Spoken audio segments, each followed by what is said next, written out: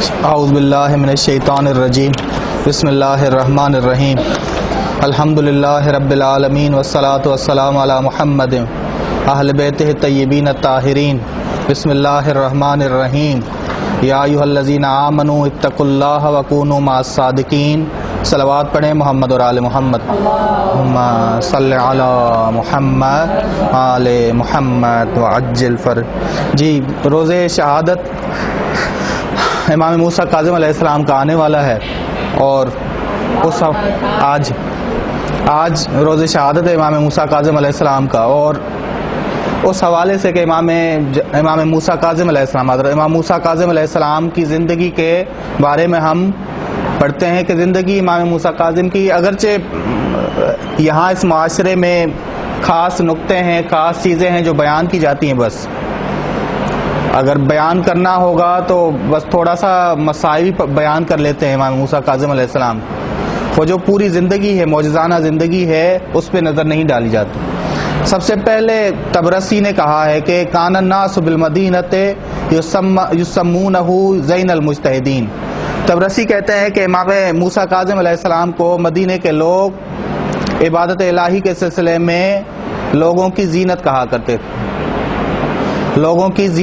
کرتے تھے. کتاب ہے اعمال الورا، صفحہ نمبر 298. امام موسیٰ کاظم علیہ السلام کی والدہ حمیدہ بربریہ نام ہے ان کا، مدینے میں پیدا ہوئے امام، اور 25 رجب کو آپ کی شہادت ہے. شہادت کا سلسلہ 25 رجب ہے. اور امام موسیٰ کاظم علیہ السلام جب ذمہ داری آئی، امامت کی ذمہ داری آئی، تو پہلے والے اماموں کی مانند جھگڑا اور فساد شروع ہوا کہ امام کون ہے، اسماعیل امام ہیں، عبداللہ ابن افتح امام ہیں، یا کوئی اور امام ہے. یعنی جو گروپ بن گئے، جو فرقے بن گئے اس دوران، وہ تقریباً 6 تھے. پہلا امام جعفر صادق علیہ السلام کا ایک فرقہ بن گیا کہ ان کو امام مہدی ماننے لگے، ناؤسیہ. اس فرقے کا نام تھا ناؤسیہ، جو امام جعفر صادق علیہ السلام کو مہدی مانتے تھے. دوسرا فرقہ اسماعیلیہ خالصہ، جو اسماعیل کے زندہ ہونے پہ اڑے ہوئے تھے کہ اسماعیل زندہ ہے، اسے کہا جا رہا ہے، اس کا نام ہے خالصہ. اور تیسرا فرقہ جو اسماعیل کے فرزند محمد کی امامت پر اعتقاد رکھتے تھے، یہ بھی اسماعیلیہ فرقہ تھا، لیکن یہ جانشینی کے قائل تھے کہ یعنی فرزند بنے، اور اب تک یہ سلسلہ ان کا جاری. ایک اور فرقہ محمد ابن جعفر المعروف دیباجیہ فرقہ، اور ایک وہ فرقہ جو عبداللہ افتح جو امام کے بھائی تھے، فتحیہ توئے کے ساتھ فتحیہ فرقہ، یہ بھی ایک فرقہ بنا. داخلی فرقے ہم بتا رہے ہیں، جو داخلی فرقے بنے. اور آخری تھا کہ امام کی امامت کے قائل، امام موسیٰ ابن جعفر کی امامت کے قائل، یہ صحیح العقیدہ شیعہ تھا. ہم بتاتے ہیں چند لوگوں کا ہم ذکر کریں گے انشاءاللہ کہ صحیح العقیدہ شیعوں نے کیا کیا کام کیا. اہم ترین امام موسیٰ کاظم علیہ السلام کی زندگی کا اہم ترین پہلو جو قابل غور ہے، وہ یہ ہے کہ امام نے زندگی گزاری، اس زندگی میں ایک مد نظر کیا تھا؟ مد نظر یہ تھا کہ شیعوں کو محفوظ رکھا جائے، شیعوں کی حفاظت کی جائے، اور شیعوں کی حفاظت کے لیے خود کو میدان میں پیش کرنا، خود کو آگے کرنا. تبھی امام کا قول ہے کہ میں نے دیکھا کہ ہارون غضبناک ہوا شیعوں پر، اور اس کی توجہ کو میں نے اپنی طرف لایا تاکہ شیعہ اس غضب سے بچ سکیں اور پورا غضب مجھ پہ آ سکے. اور کھلم کھلا امام نے امامت کا اعلان کیا. ایک اہم ترین کام تھا، اس میں آپ کو 2 چیزیں نظر آئیں گی. امام موسیٰ کاظم علیہ السلام کی زندگی میں آپ کو 2 چیزیں نظر آئیں گی. ایک ایسے شاگردوں کو تیار کر رہے ہیں جن کو کہا جا رہا ہے کہ نظام کا حصہ بنے. علی ابن یقین جیسے لوگ نظام کا حصہ بنے. اس نظام کا حصہ بن کے کام کس کے لیے کریں؟ شیعوں کے لیے کریں. شیعوں کی فلاح و بہبود کے لیے کام کریں. ایک دوسرا حصہ آپ کو نظر آئے گا کہ جو بھی شخص خلیفے کے لیے خلیفے کو فائدہ پہنچا رہا ہے اسے امام منع کر رہے ہیں. یہ دو چیزیں آپ کو سمجھ آئیں. ایک وہ شخص جسے بلایا جا رہا ہے، کوفے سے بلایا جا رہا ہے علی ابن یقین کو، کہ آئیں اور نظام کا حصہ بن کے تقیتاً زندگی گزار کے فائدہ تمہارا، وزیر بن کے تم فائدہ کسے دو؟ شیعوں کو فائدہ دو. شیعہ تجھ سے فائدہ اٹھائیں. وہ مستضعفین گروہ جو کمزور کیا جا رہا ہے وہ فائدہ اٹھائے اور تم مضبوط کرو ان کو. ایک اور دوسرا جیسے صفوان ابن جمال، وہ اگر کرائے کے اونٹ بھی خلیفے کو دے رہے ہیں تو امام اس پہ ناراض ہو رہے ہیں. یہ دو پہلو آپ کو نظر آئیں گے. یہ متضاد نہیں ہے، یہ متضاد پہلو نہیں ہے، بلکہ امام الگ الگ نسبت سے دیکھ رہے تھے کہ کہاں کس کو فائدہ ہو رہا ہے، وہاں روک رہے تھے. اگر فائدہ خلیفے کو، ظالم کو ہو رہا ہے تو نہیں، وہ کام نہ کرو. اور اگر فائدہ دوسروں کو ہو رہا ہے، مستضعفین کو ہو رہا ہے، شیعوں کو ہو رہا ہے، تو اس نظام میں رہ کے تقیتاً زندگی گزار کے. اور کمال کی بات ہے کہ کیسے امام کے شاگرد تھے علی ابن یقین، کہ ہر چیز حکم آتا، وضو آپ نے ان کے طریقے کا کرنا ہے، نماز آپ نے ان کے طریقے کی پڑھنی ہے. امام موسیٰ کاظم کی ہر بات کو علی ابن یقین بغیر دلیل کے قبول کرتے تھے. یہ ہے اطاعت حق یہ ہے کہ ہمارے پاس امام کا حکم آئے اور دلیل کے بغیر، چون چرا کے بغیر کہ کیوں ہم کریں. ہم پہلے یہ کہتے ہیں نا کیوں ہم کریں. علی ابن یقین شاگرد تھے جو بس امام نے تربیت بھی کی، شاگردوں کی تربیت بھی کی، لوگوں کو آمادہ بھی کیا. انشاءاللہ ہم بتاتے ہیں کہ امام نے کتنے جہاد کیے، کتنا کام کیا. اب سب سے پہلی چیز جو دشمن نے پہلا کام کیا، امام موسیٰ کاظم کی امامت کے وقت لوگوں کے دلوں میں شک ڈالنا شروع کر دیا. اور جتنا واضح طور پہ امام جعفر صادق علیہ السلام نے سمجھایا تھا، جتنا واضح طور پہ کہ میرے بعد امام کون ہے؟ امام موسیٰ کاظم، اتنا ہی دشمن نے بھی چالیں چلیں اور شک ڈالا. امام جعفر صادق علیہ السلام نے کیا کیا کام کیے میں بتاتا ہوں آپ کو کہ امام نے کیا کیا کام کیے. امام نے جب اسماعیل مرے، امام کی زندگی میں ہی مرے تھے، امام جعفر صادق علیہ السلام کی زندگی میں ہی بڑے بیٹے مرے تھے. وہ جنازہ جا رہا تھا، امام بار بار گریہ کرتے ہوئے جنازے کو، تابوت کو نیچے اترواتے، بار بار سب کو بلا کے ان کا چہرہ مبارک دیکھتے اور کہتے اب تم گواہی دیتے ہو کہ یہ مر چکے ہیں یا زندہ ہیں. سب کہہ رہے تھے کہ مر چکے ہیں. یہ عمل بار بار کیوں کر رہے تھے؟ بار بار اس لیے کر رہے تھے تاکہ امام موسیٰ کاظم علیہ السلام کی امامت کے دوران کوئی شک میں مبتلا نہ ہو. بار بار عمل دہرا رہے تھے امام جعفر صادق علیہ السلام. بہت ہی اہم کام تھا.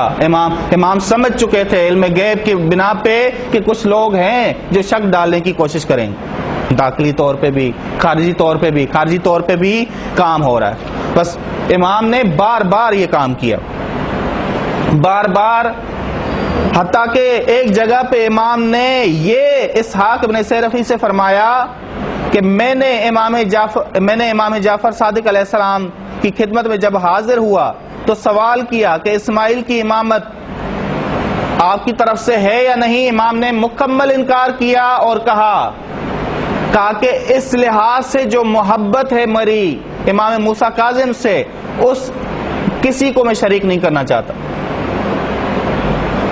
امام ہونے کے لحاظ سے، منصب امامت کے لحاظ سے جو محبت مجھ سے میری امام موسیٰ کاظم سے ہے اس میں کسی کو شریک نہیں کرنا چاہتا۔ یہ واضح ترین جملے تھے، یہ واضح ترین بیان تھا امام کی طرف سے۔ شیخ مفید کہتے ہیں کہ اسماعیل کی موت پر شدید غم طاری ہوا امام پر، بغیر جوتوں کے چل رہے تھے، بغیر ردا کے چل رہے تھے، کئی مرتبہ تابوت کو زمین پر رکھنے کا حکم دیا اور ہر مرتبہ تابوت کو کھولنے کا حکم دیا اور سب کو بلانے کا حکم دیا کہ سب کو بلاؤ، اور سوال کیا کہ کیا یہ زندہ ہیں یا مر چکے ہیں؟ سب نے گواہی دی مر چکے ہیں۔ اس کے بعد کہا چلو۔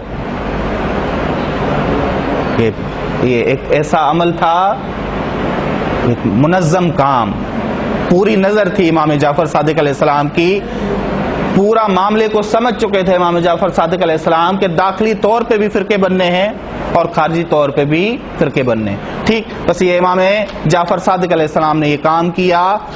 اب جی امام موسیٰ کاظم علیہ السلام، تین خلیفے امام موسیٰ کاظم علیہ السلام کے دور میں تھے، یعنی تین خلفاء منصب امامت کے دوران ہم بات کر رہے ہیں، پوری زندگی کی بات نہیں کر رہے، ہم منصب امامت کی بات کر رہے ہیں۔ منصور عباسی، مہدی عباسی، ہارون رشید۔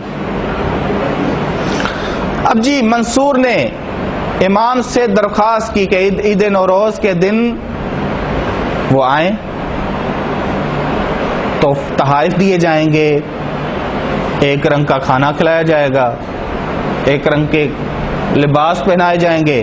امام نے کہا میں نے اپنے جد رسول خدا صلی اللہ علیہ وسلم کی روایات کا جائزہ لیا، مجھے اس عید کے بارے میں کوئی روایت نہیں ملی۔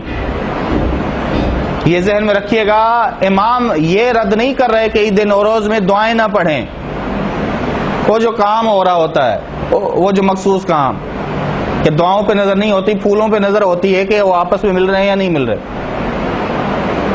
رنگ پہ نظر ہوتی ہے، فروٹ پہ نظر ہوتی ہے، پوری کی پوری ایک رنگ جو بتایا جاتا ہے، ہم اس کی بات کر رہے ہیں، اس کی بات کر رہے ہیں۔ تا کوئی روایت نہیں ملی، یہ عید ایرانیوں کی سنت ہے جس پر اسلام نے خط بطلان کھینچا، باطل ہونے کا خط کھینچا ہے۔ میں اس بات سے خدا کی پناہ مانگتا ہوں جس چیز کو اسلام نے ختم کیا اسے زندہ کرو۔ واضح ترین یہ وضاحت دے دی امام موسیٰ کاظم علیہ السلام نے کہ چاہے امر بالمعروف اور نہی عن المنکر کے حوالے سے اپنی جان کو ہی خطرہ ہو، لیکن امر بالمعروف اور نہی عن المنکر کرنا ہے، یہ امام کا امر بالمعروف اور نہی عن المنکر۔ بس منصور نے جب یہ جواب سنا پریشانی شروع ہو گئی، تو منصور چاہ رہا تھا کہ فتنہ ڈالے، خرابیاں پیدا کرے۔ یہ لوگ چاہتے ہیں کہ خرابیاں پیدا ہوں تاکہ لوگ حقیقت امامت سے جدا ہو جائے، حقیقی امام سے جدا ہو جائے۔ ٹھیک، بس اس کے بعد امام کا مقابلہ جو ہارون کی سیاست تھی وہ بڑی سخت تھی۔ ہارون کی سیاست کہ ہارون سخت گیر تھے، سختی سے پیش آتے، اور یہ سلسلہ شروع ہوا امام موسیٰ کاظم علیہ السلام کے دور سے، پھر ختم ہوا امام رضا سے، پھر مامون آیا، مامون نے نرمی دکھائی، سیاسی حوالے سے نرمی دکھائی۔ اس دوران شیعوں پہ بڑے مظالم ڈھائے جاتے تھے۔ یہ جو ہارون کا دور تھا، ہارون کا دور بڑا سخت دور تھا۔ ہم نے بتایا تھا کہ بنو عباس کی دو سیاستیں ہیں، مامون کی سیاست اور ہارون کی سیاست۔ ہارون کی جو سیاست ہے وہ سخت، یعنی سختی سے پیش آنا، شیعوں کو قتل کروانا، اور مامون کی سیاست کہ نرمی سے پیش آؤ اور اپنا کام کر کے دکھاؤ۔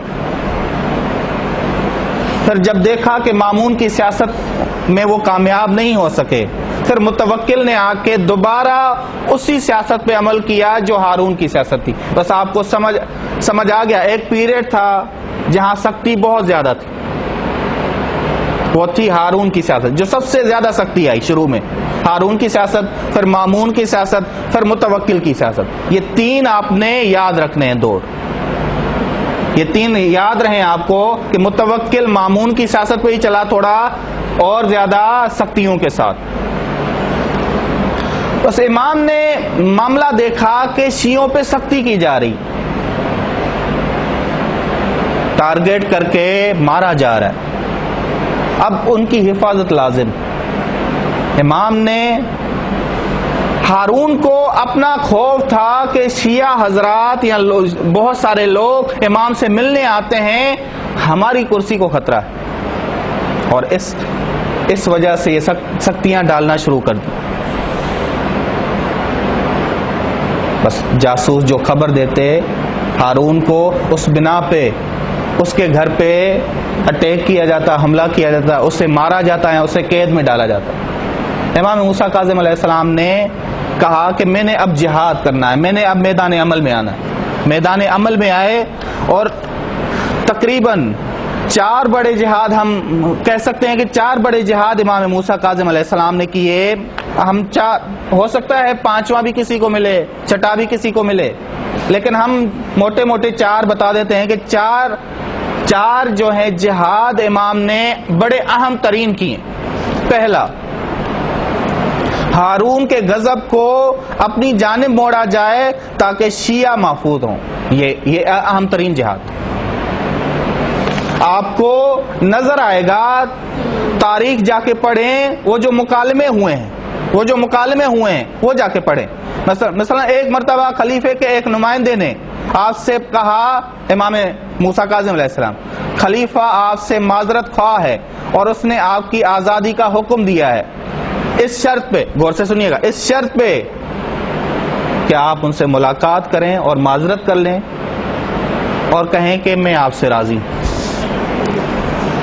امام نے کہا کہ یہ نہ کبھی ہم سے ہوا ہے نہ ہم سے ہوگا، کہ ہم کبھی بھی، واضح ترین الفاظ کیا کہے کہ ہم کبھی بھی ذلت کے سامنے نہیں جھکتے۔ پوری پریشانی ہارون کو امام موسیٰ کاظم کے بارے میں، پوری نظر، پوری توجہ کس کے بارے میں؟ اور وہاں سے علی ابن اقتین جیسے لوگ کام کر رہے تھے، پوری توجہ امام نے کہاں مبذول کروائی ہارون کی؟ اپنے اوپر۔ ٹھیک ایک جگہ پہ ہارون نے کہا، غور سے سنیے گا، اے میرے چچا زاد بھائی، آپ پر درود اور سلام ہو۔ اس وقت امام بھی موجود تھے اور آپ نے رسول خدا کو یوں سلام کیا، سلام ہو آپ پر اے میرے پدر بزرگوار۔ ٹھیک، یعنی قصہ یہ تھا کہ امام موسیٰ کاظم علیہ السلام کو کہہ رہے تھے ہارون کہ ہم ہیں اصل اولاد کس کی؟ رسول خدا صلی اللہ علیہ وآلہ وسلم۔ امام موسیٰ کاظم علیہ السلام نے کہا کہ دلیل کیا ہے؟ اگر رسول خدا آئیں مجھ سے بیٹی مانگ سکتے ہیں یا نہیں مانگ سکتے؟ ہارون نے کہا نہیں۔ آپ سے مانگ سکتے ہیں نہیں مانگ سکتے؟ کہا کہ ہاں مانگ سکتے۔ پھر قریبی کون ہو؟ قریبی ہوا کون؟ ہارون نے بھرے مجمع میں اس کو کہنا پڑا کہ آپ ہی قریبی۔ پھر پریشانی دوبارہ شروع ہو گئی۔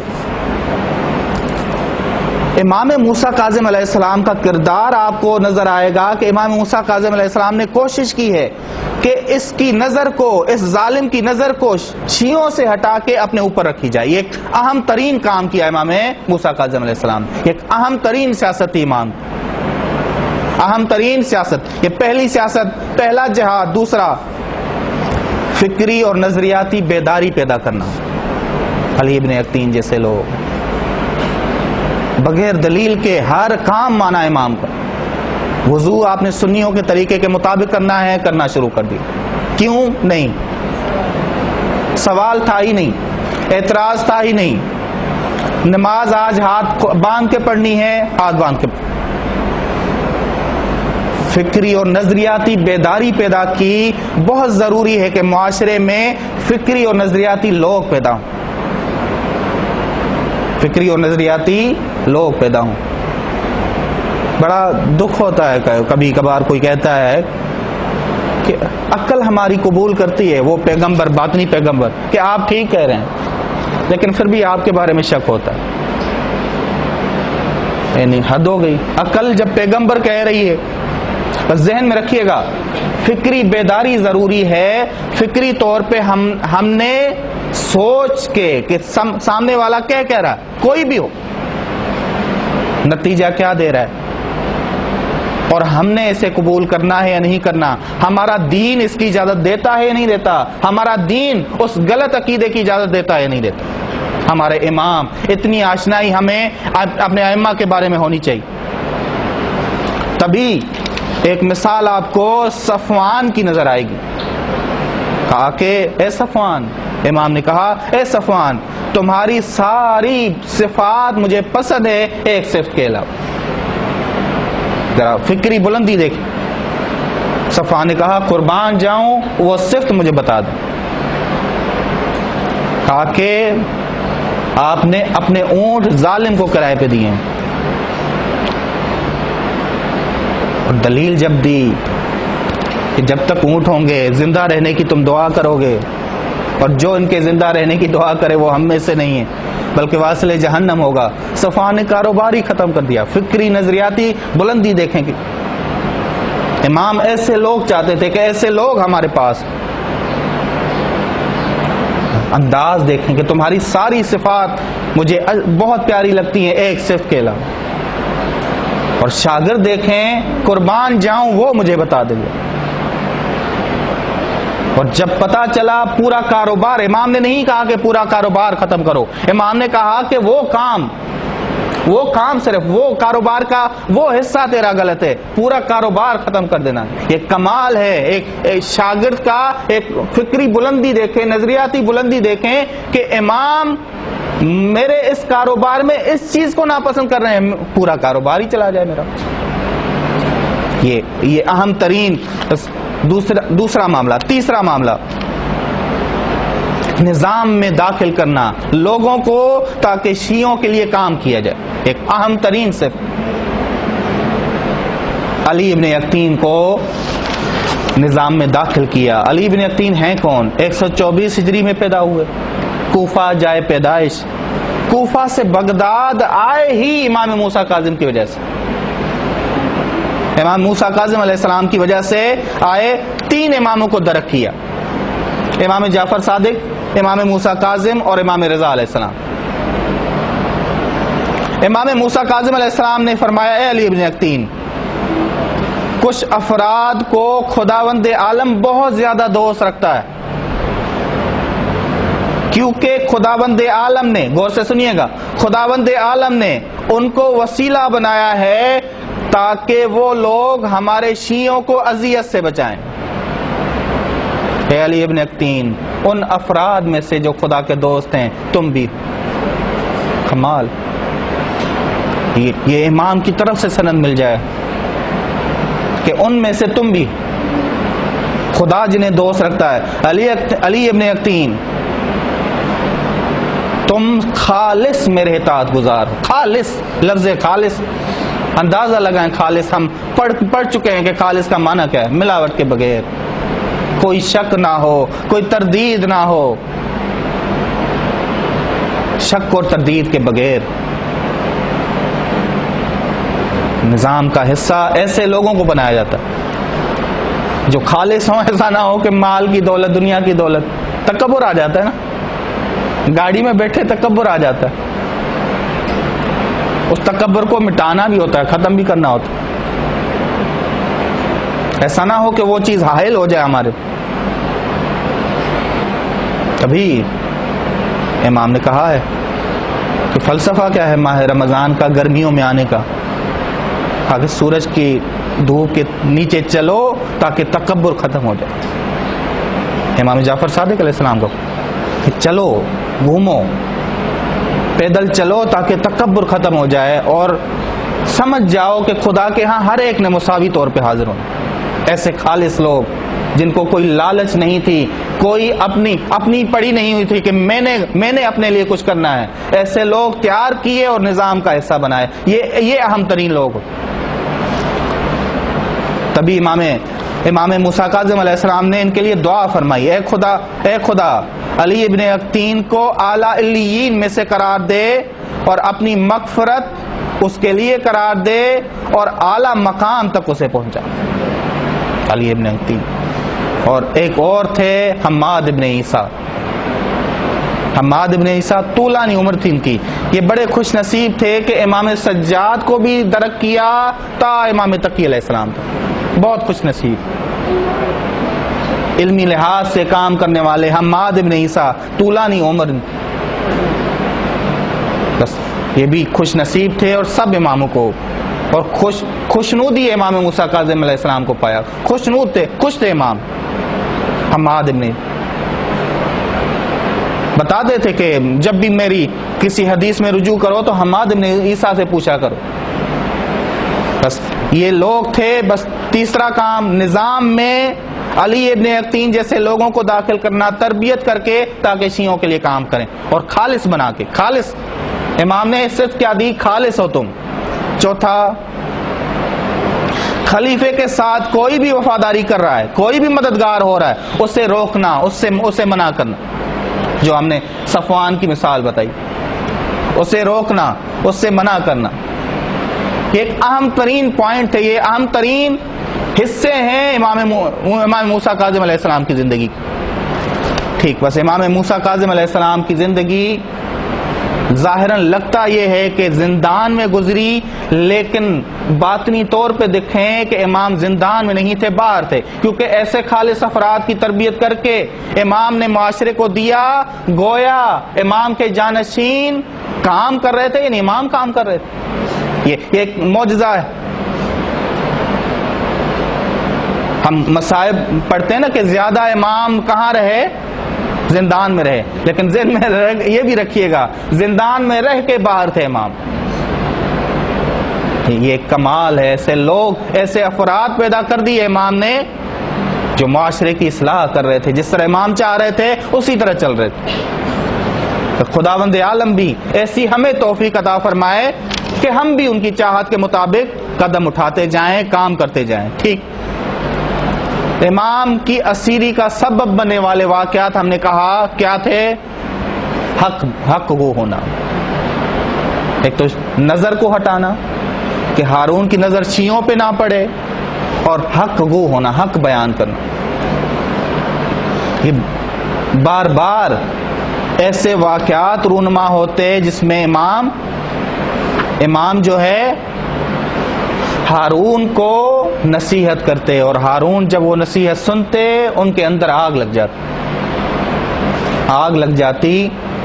امام موسیٰ کاظم علیہ السلام ہارون کے سامنے پیش ہوئے, کہا کہ ہارون نے سوال کیا, غور سے سنیے گا, یہ دنیا کیا ہے اور کن لوگوں کے لیے؟ فرمایا یہ دنیا ہمارے شیعوں کے لیے سکون کا باعث اور دوسروں کے لیے سبب امتحان.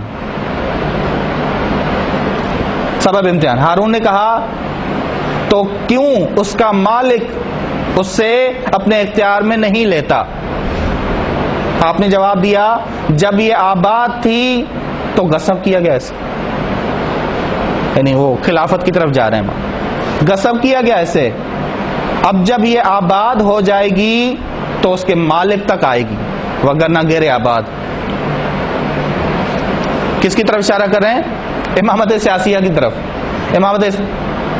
اب ہارون نے سوال کیا, ڈرا ہوا تو تھا, آپ کے شیعہ کہاں ہیں؟ امام نے آیت پڑھی قرآن کی, لم یکن الذین کفروا من اہل الکتاب والمشرکین منفکین حتی تأتیہم البینہ. کافروں میں سے اہل کتاب اور مشرک جدا ہونے والے نہیں کفر سے یہاں تک کہ ان کے پاس کوئی روشن دلیل نہ آئے. ہارون نے کہا اس کا مطلب یہ کہ ہم کافر ہیں؟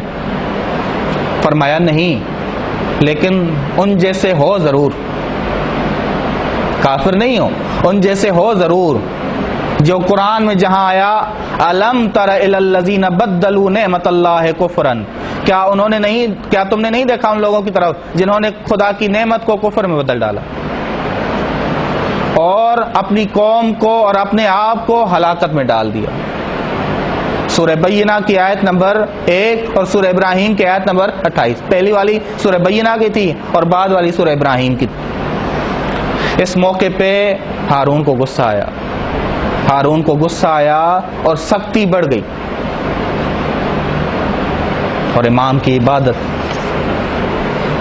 کہ ایک جاسوس کہتا ہے کہ میں جب گیا، ہارون کو بتا رہا تھا کہ جب میں گیا اور چند دن جو میں نے گزارے ہیں، میں نے دیکھا ہے پوری رات 3 کام کیا کرتے تھے، پوری رات 3 کام، نماز، دعا، قرآن پڑھنا، اور ان کی پوری نظر کس پہ رہتی تھی؟ محراب عبادت، کبھی میری طرف نہیں دیکھا۔